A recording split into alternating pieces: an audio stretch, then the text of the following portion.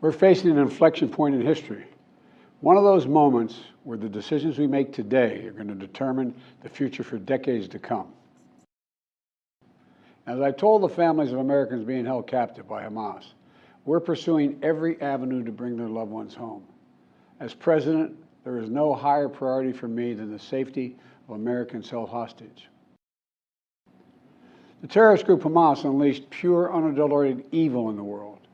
But sadly, the Jewish people know perhaps better than anyone that there is no limit to the depravity of people when they want to inflict pain on others. In Israel, I saw people who are strong, determined, resilient, and also angry, in shock and in deep, deep pain. I also spoke with President Abbas, the Palestinian Authority, and reiterated that the United States remains committed to the Palestinian people's right to dignity and to self-determination. The actions of Hamas terrorists don't take that right away. Like so many other, I'm heartbroken by the tragic loss of Palestinian life, including the explosion at the hospital in Gaza, which was not done by the Israelis. We mourn every innocent life lost. We can't ignore the humanity of innocent Palestinians who only want to live in peace and have an opportunity. Hamas' stated purpose for existing is the destruction of the state of Israel and the murder of Jewish people. Hamas does not represent the Palestinian people.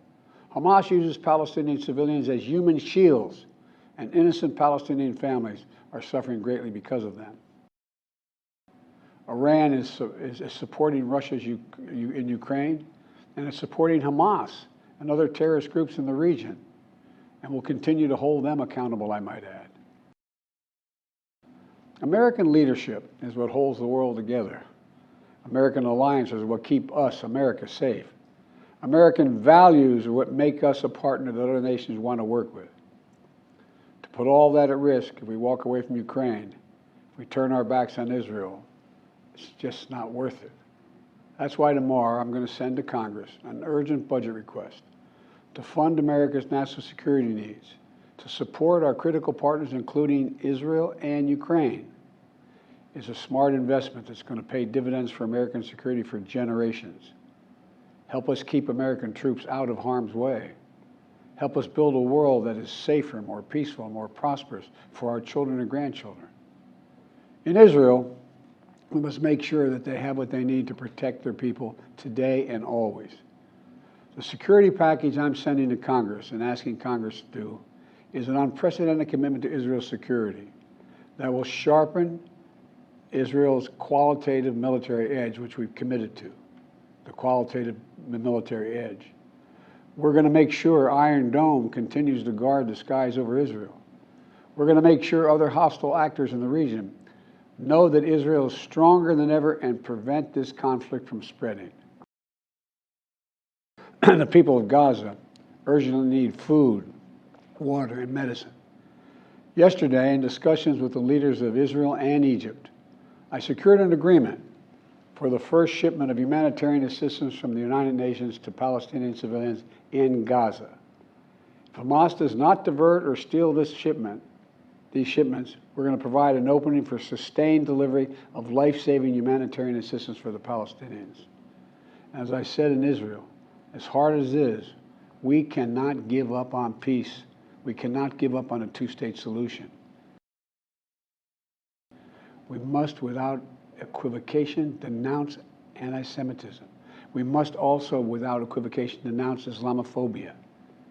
And to all you hurting, those of you hurting, I want you to know I see you. You belong. And I want to say this to you. You're all America. You're all America. This is in a moment, in moments like these, when fear and suspicion, anger and rage run hard, that we have to work harder than ever to hold on to the values that make us who we are. We're a nation of religious freedom, freedom of expression. We all have a right to debate and disagree without fear of being targeted in schools or workplaces or in our communities. We must renounce violence and vitriol. See each other not as enemies, but as fellow Americans. Tonight, there are innocent people all over the world who hope because of us, who believe in a better life because of us, who are desperate not to be forgotten by us. and are waiting for us. But time is of the essence. I know we have our divisions at home. We have to get past them. We can't let petty, partisan, angry politics get in the way of our responsibilities as a great nation. We cannot and will not let terrorists like Hamas and tyrants like Putin win. I refuse to let that happen. In moments like these, we have to remember who we are. We are the United States of America. The United States of America. And there is nothing beyond our capacity if we do it together. My fellow Americans, thank you for your time.